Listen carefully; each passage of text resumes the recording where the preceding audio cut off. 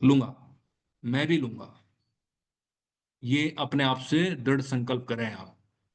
ठीक है ना? अगर आप इंटरनेशनल टूर नहीं गए, आप सपना है आपको विदेश जाना है, तो आप 10वें नंबर पे देखें क्या लिखा हुआ है, इंटरनेशनल टूर, तो आप बोलें कि नहीं।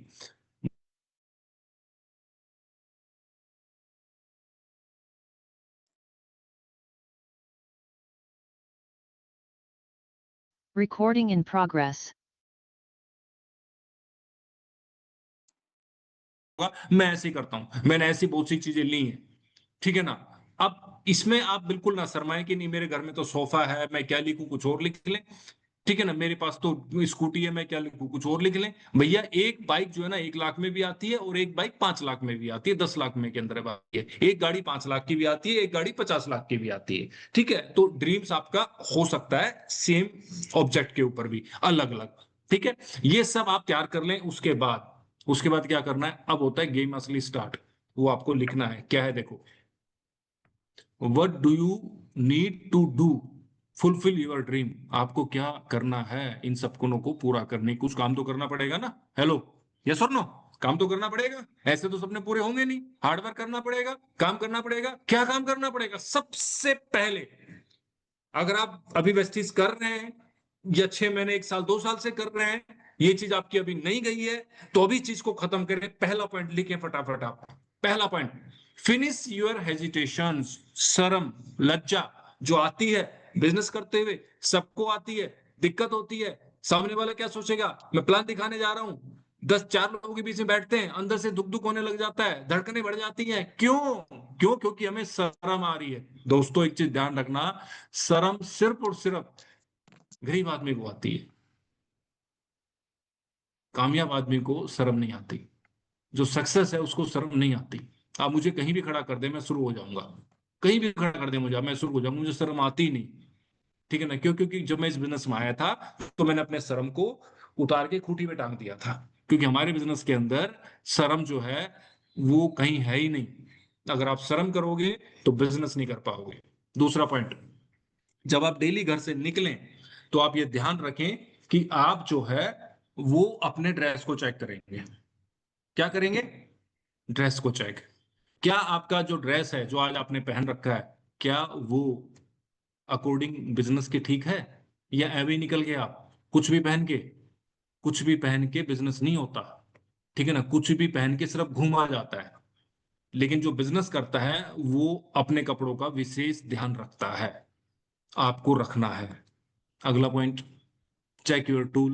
आप अपना टूल चेक करें, क्या आपके पास प्रोडक्ट कैटलॉग है, क्या आपके पास बीएमआई है, मशीन है, क्या आपके पास प्लेन पेपर्स हैं, क्या आपके पास पेन है? कई बार आपने देखा होगा, हम प्लान दिखाने के लिए बैठ जाते हैं, हमारे पास पेन ही नहीं होता।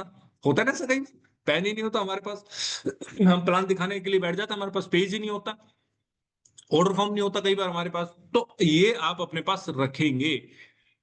टूल्स में क्या क्या आता है? टूल्स में हमारा बीएमए मशीन आता है, टूल्स में लैपटॉप भी आता है, टूल्स के अंदर प्रोडक्ट कैटलॉग भी आता है, प्रोडक्ट की जो बुक आती है, ऑर्डर फॉर्म आता है, प्लेन पेज आते हैं, पेन आता है हमारे पास, जो डेमो के लिए जो वीडियोज होती हैं वो भी आता है, डेमो किट भी आती है हमारे पास, टेस्टिमोनियल है फाइनेंशियली। ठीक है ना? वो भी उसके अंदर होना चाहिए। आपके मोबाइल के अंदर, आपके मोबाइल के अंदर वीडियो प्रोडक्ट की जो टेस्टिमोनियल है वो भी होनी चाहिए। आपके अंदर, आपके पास बिफोर आफ्टर का मोबाइल के अंदर फोटोज भी होनी चाहिए जो आप दिखा सको। ठीक है? तो ये आपको ध्यान रखना है।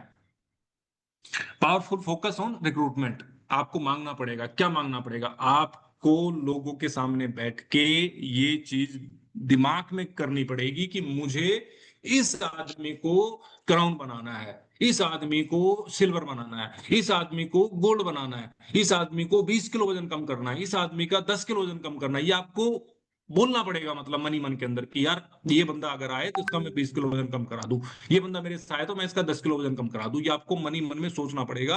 क्योंकि वो जो पॉजिटिव वाइब है वो उसके पास भी जारी, जो आपके सामने बैठा है। कैसे जा रही है? अगर आप, आपके सामने बंदा बैठा है, उसके आंखें निकाल रहे हो उसकी तरफ देख के, तो क्या सोचेगा वो? सोचेगा यार ये तो अजीब आदमी मेरी तरफ आंखें निकाल रहा है। और अगर किसी आदमी की तरफ प्यार से मुस्कुरा रहे हो एकदम बिल्कुल, तो वो क्या सोचेगा? बड़ा पॉजिटिव आदमी है, तो बड़े प्यार से मेरे को देख रहा है, बात कर रहा है। ठीक है ना? तो जो वाइब्स है वो ट्रांसफर होती हैं, आपकी एनर्जी सामने वाले में ट्रांसफर होती है। तो अगर आप सामने वाले का बेनिफिट कराने के लिए, मेरे शब्दों को याद रखना, लिख लो, अगर आप सामने वाले का बेनिफिट कराने के लिए, अगर आप उसके सामने बैठे हो और उसको ये बोल रहे हो कि मैं आपका बेनिफिट कराऊंगा, चाहे फाइनेंशियली बेनिफिट कराऊं चाहे हेल्थ वाइज बेनिफिट कराऊं, तो वो इंसान आपके साथ कनेक्ट करेगा 100%। और अगर आप उसके सामने बैठे हो कि मेरा सेट वॉल्यूम हो जाए, मैं सिल्वर बन जाऊं, मैं गोल्ड बन जाऊं, मैं स्टार बन जाऊं, तो भैया फिर बात नहीं बनेगी, फिर बात नहीं बनेगी। आपको सामने वाले के सामने बैठना है उसका फायदा कराने के लिए। कोई मेरे साथ कनेक्ट हो रहा है, उसका क्या फायदा होगा? बहुत लोग हैं वेस्टीज करने के लिए, वेस्टीजन 6 करोड़ है हिंदुस्तान के अंदर, आपके साथ क्यों कनेक्ट करेगा? वो आपके अंदर क्या खास चीज है ऐसी जो आपके साथ जुड़े? वो आपके साथ, आपके अंदर ये खास चीज है कि आप जब किसी इंसान के साथ काम कर रहे हो तो उसके अचीवमेंट के लिए काम कर रहे हो, ना कि अपनी अचीवमेंट के लिए। ये आपको हमेशा याद रखना है। आपके लिस्ट में ऐसे लोग कौन हैं जो, मतलब जिनको बहुत सारे लोग जानते हैं, ऐसे लोगों को अपने लिस्ट में शामिल करो आप, उनसे हेल्प मांगिए, उनकी उनसे लिस्ट बनवाइए, उनको किसी तरीके से कन्विंस करिए अपने बिजनेस को करने के लिए, बहुत आसान हो जाएगा। ठीक है ना? मैं एक प्रैक्टिकल आपको बता रहा हूं कि अगर आप ऐसे आदमी को ज्वाइन करा लेते हैं जिनको बहुत लोग जानते हैं, तो आपने देखा होगा कि कुछ लोग ऐसे होते हैं जो 1 महीने के अंदर ही ब्रॉन्ज डायरेक्टर बन जाते हैं। आपने देखा है ऐसा? फास्ट स्टार्ट ब्रॉन्ज डायरेक्टर 1 महीने में बन जाते हैं। वो कौन लोग होते हैं? वो वही लोग होते हैं जिनके पास बहुत सारी लिस्ट होती है, बहुत सारे लोग होते हैं, वही लोग होते हैं वो समाज के इन्फ्लुएंसर होते हैं एक तरह से, उनकी सामाजिक स्थिति बहुत अच्छी रहती है। ठीक है, तो ऐसे लोगों को आप अपने साथ कनेक्ट करें, आप अपने टाइम को मैनेज करें। हर आदमी इस बिजनेस को पार्ट टाइम करता है, हर किसी के पास 24 घंटे, मेरे पास, आपके पास, सबके पास। ठीक है, तो आपको मैनेज करना पड़ेगा समय को। समय को मैनेज करने का सिंपल सा तरीका है, जो चीजें फालतू है उसको साइड कर दीजिए। इंस्टाग्राम, फेसबुक, व्हाट्सएप, ठीक है ना, आईपीएल, मीटिंग्स, राजनीति, चुनाव, पॉलिटिक्स, बॉलीवुड, मैच देखना, बाहर घूमने जाना, नहीं, सब साइड कर दीजिए। समय, घंटा, 2 घंटा, 3 घंटा निकालिए और उस बिजनेस को दीजिए। क्या आप कर सकते हो? बिल्कुल कर सकते हो, बहुत आसान है, कुछ भी मुश्किल नहीं है। ठीक है ना? कुछ दिन अजीब सा लगेगा, लेकिन शरीर आपका अडॉप्ट कर लेगा और फिर इस काम को आपको अच्छा लगने लगेगा, फिर आप इसको डेली करने लगेंगे। हम भी तो करते हैं, हम भी तो करते हैं, बहुत लोग करते हैं इस तरीके से। ठीक है, आगे चलते हैं। देखो क्या लिखा हुआ है, ध्यान से देखना इसको। When you are going to start a business, decide how many hours you are planning for working. Simple सी बात है, कितना घंटा काम कर सकते हो दिन में आप, ये तो डिसाइड करना पड़ेगा ना आपको। ऐसा नहीं हो सकता कि एक दिन 8 घंटे काम कर लिया, दूसरे दिन 5 घंटे काम कर लिया, तीसरे दिन 6 घंटे काम कर लिया, चौथे दिन किया ही नहीं, पांचवें दिन भी नहीं किया, छठे दिन भी नहीं किया, फिर 8-10 दिन के बाद फिर खड़े हुए और फिर आपने जो है ना आध घंटा 2 घंटा कर लिया। नहीं, ऐसा नहीं होता। शरीर को जिंदा रखने के लिए डेली पानी पीना पड़ता है, डेली खाना खाना पड़ता है, शरीर को साफ करने के लिए डेली नहाना पड़ता है, डेली हम दांतों को साफ करते हैं, सेविंग करते हैं डेली हम। ठीक है ना? ये बिजनेस भी जो है ना डेली करने का है। कोई दिक्कत नहीं है, 1 घंटा लगा निकालिए ना समय, कोई दिक्कत नहीं है। 2 घंटा समय निकालिए, 3 घंटा समय निकालिए, कोई दिक्कत नहीं है। हाँ, कभी कभार कोई काम है तो आपने नहीं किया, ठीक है, बट वो टाइम लंबा नहीं हो। ऐसा ना हो कि 15 दिन तक आपने किया ही नहीं बिजनेस, तो आप बिजनेस आउट हो जाएंगे। तो अनुशासन is very very important, discipline. आप 24 घंटे हैं, आप देखिए एक दिन में कितना घंटा आपको वेस्टेज करना है, उसको लिख लीजिए, कोई दिक्कत नहीं है। 2 घंटे में बड़ा खेल हो सकता है अगर आप करना चाहेंगे तो। अगला पॉइंट, उन लोगों से बात कीजिए जो अपनी लाइफ में सक्सेसफुल हैं। ठीक है ना? आप रखना, सरकार जो है या कोई भी ऑर्गेनाइजेशन उस आदमी को जिम्मेदारी देती है जो ऑलरेडी सक्सेसफुल है।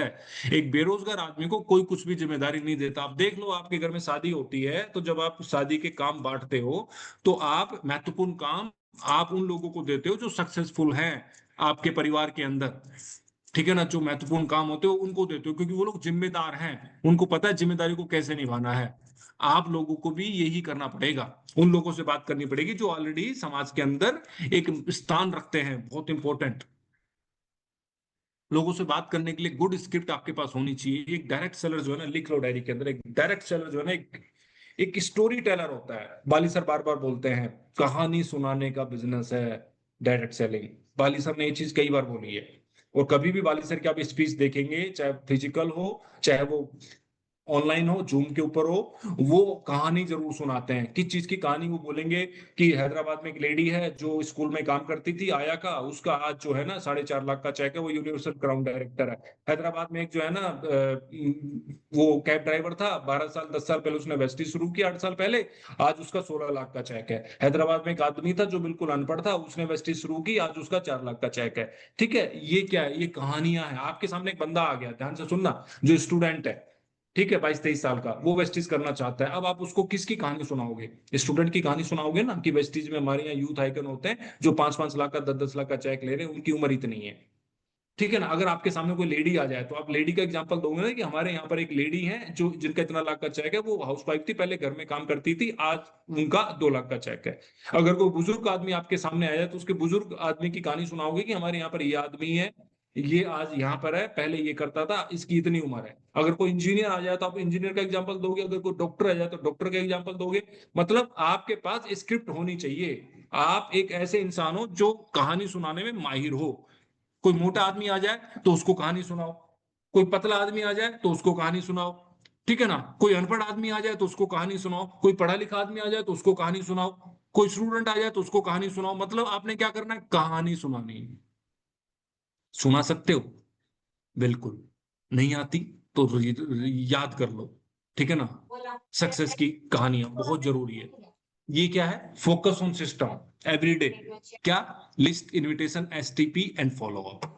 ये आपको अपने मन मस्तिष्क में बैठा लेना है, सिस्टम को। सब कुछ यही है, list, invitation, STP, follow up.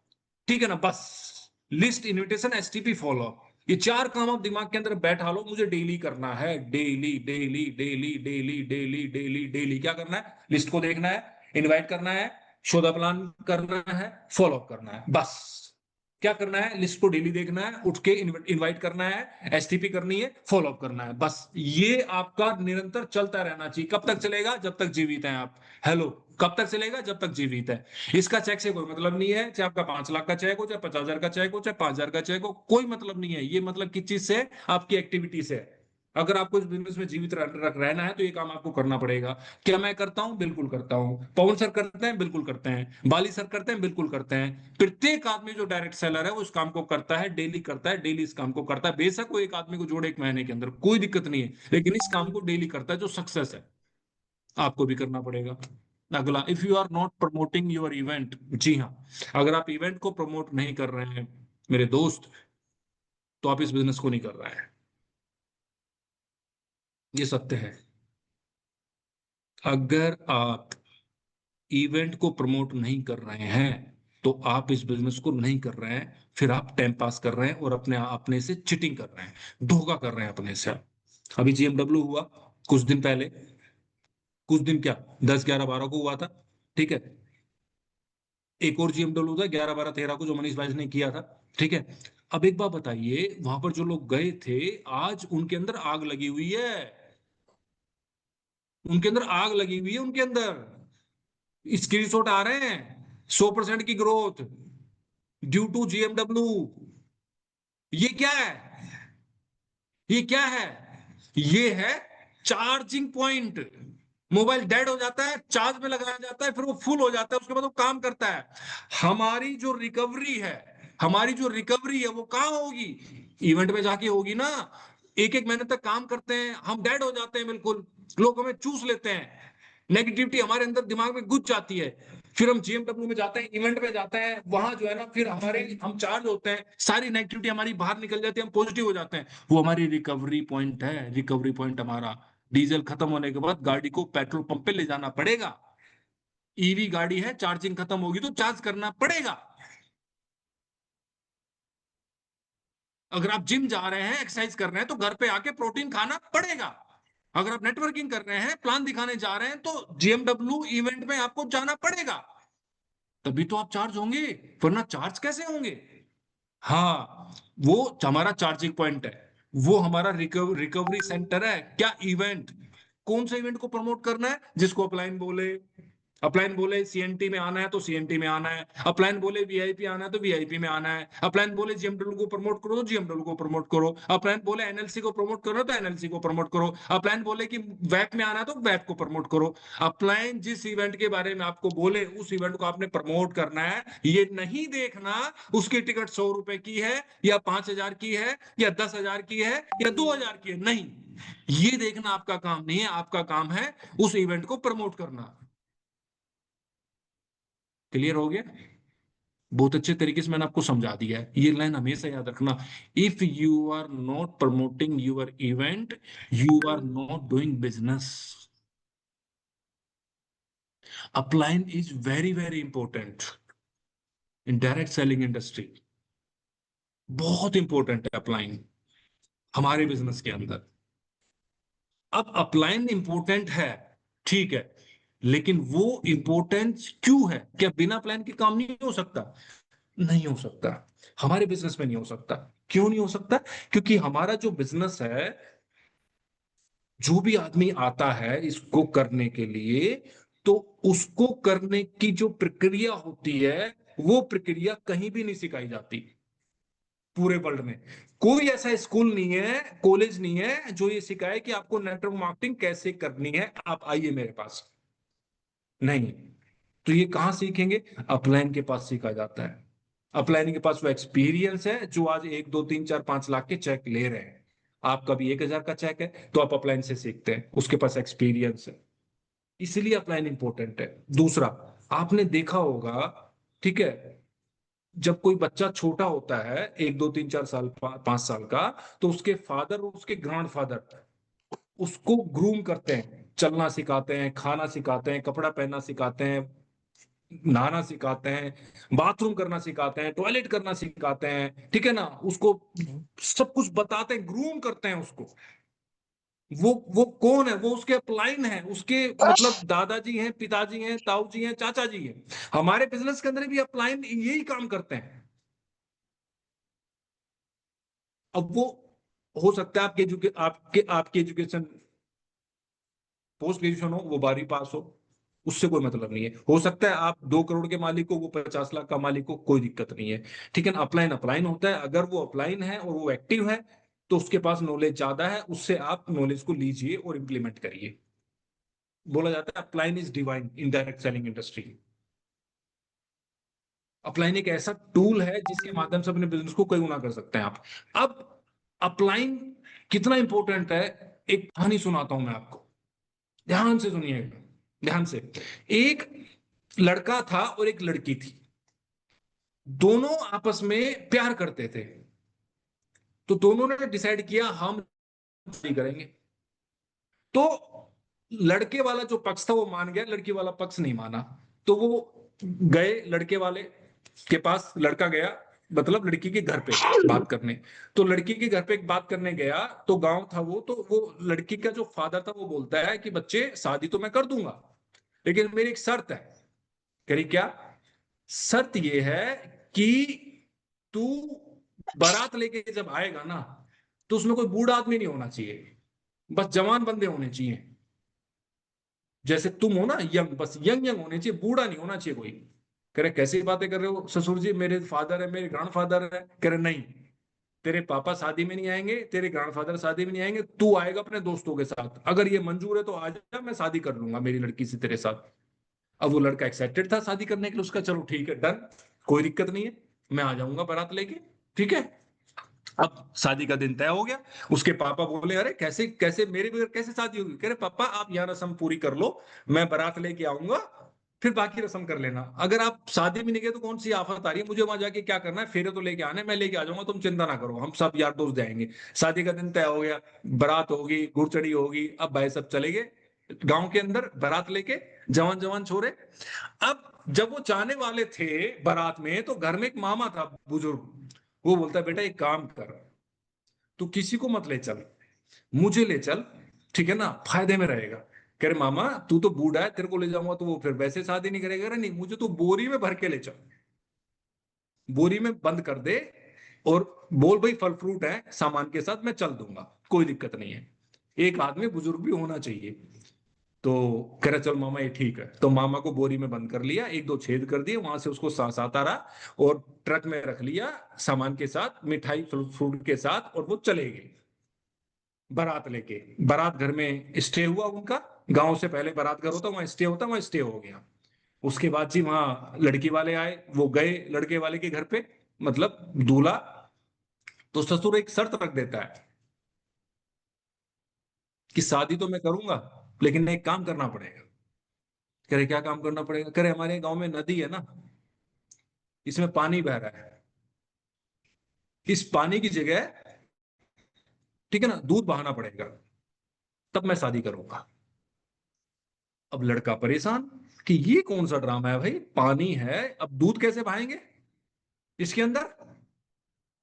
तो वो बूढ़ा कहता है आप चिंता ना करो, पानी को मैं निकाल लूंगा, आप दूध बहाओ इसके अंदर। कह रहे ठीक है।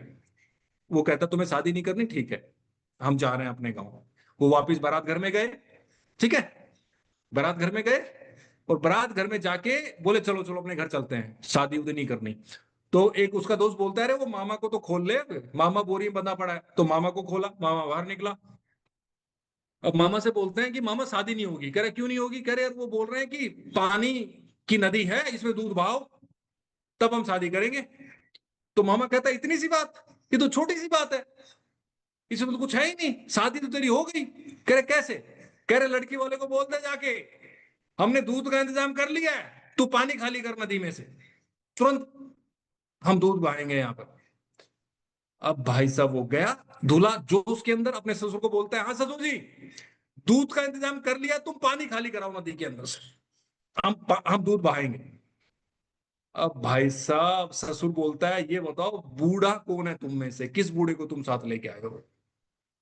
बूढ़ा कौन है? कह रहे कोई बूढ़ा नहीं। कह रहे नहीं, बूढ़े को लाए हो तुम, कोई ना कोई तुम्हारे साथ बुजुर्ग है जो आया है, जिसने तुम्हें ये सलीका बताया है। अदरवाइज तुम्हारे पास इतना दिमाग नहीं है कि तुम मुझे बोल सको कि पानी खाली करो हम दूध बहाएंगे। ये इंपॉर्टेंस है अपलाइन की हमारे बिजनेस के अंदर। बात थोड़ी समझ में आई जो मैंने बताई? हाँ, तो अपलाइन का हमेशा रिगार्ड करो, इज्जत करो, उसके बाद जो है वो आपके बहुत काम आने वाला है, और वो निस्वार्थ आपको देता है, कोई उसका स्वार्थ नहीं है। मैं बता दूं आपको, निस्वार्थ आपको देता है। आप 6 ग्रुप है, उनमें से एक ग्रुप आप अपने अपलाइन के हो, या 4 ग्रुप है अपलाइन के, उनमें से एक ग्रुप अपलाइन के हो। आप अगर बिजनेस करना बंद भी कर दोगे तो 3 ग्रुप उसके पास रहेंगे, वो फिर चौथा बना लेगा, उसको तो कोई नुकसान होगा नहीं। आप इस बिजनेस से बाहर हो जाओगे। अगर इस बिजनेस में रहना है, सक्सेस चाहिए, टाइम फ्रीडम, मनी फ्रीडम चाहिए, विदेश घूमना है, तो फिर अपलाइन की इज्जत करो और अपलाइन की बात मानो। आज की मीटिंग यही खत्म करते हैं, समय हमारा पूरा हो चुका है। आपको मीटिंग कैसी लगी बताइएगा जरूर।